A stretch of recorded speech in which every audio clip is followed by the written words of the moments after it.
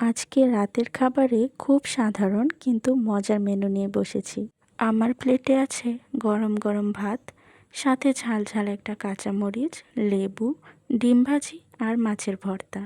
অনেক সময় খুব বেশি আয়োজনের দরকার হয় না, এরকম সাধারণ খাবারের মধ্যেই লুকিয়ে থাকে শান্তি আর তৃপ্তি। সারাদিনের ব্যস্ততার পর এমন একটা প্লেট সামনে পেলে মনটাই ভালো হয়ে যায়। যারা বাঙালি খাবার খেতে ভালোবাসেন তারা নিশ্চয়ই বুঝতে পারবেন এই খাবারের মাহাত্ম্য কতটা।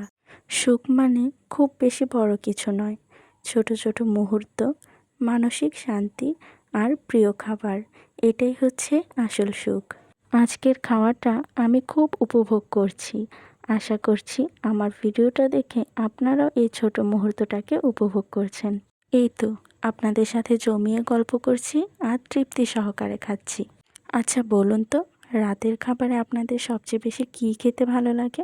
অবশ্যই কমেন্ট করে জানাবেন। আর এরকম সিম্পল ঘরোয়া খাবার খেতে কার কার ভালো লাগে সেটাও কমেন্ট করে জানিয়ে যাবেন। আমি ব্যক্তিগতভাবে মাছের ভর্তার সাথে কাঁচামরিচ খেতে খুব ভালোবাসি। আর যদি হয় একটু লেবুর রস, তাহলে খাবারের স্বাদ দ্বিগুণ বেড়ে যায়। আজকের এই ছোট্ট ব্লগটিতে আপনাদের সাথে জমিয়ে গল্প হলো।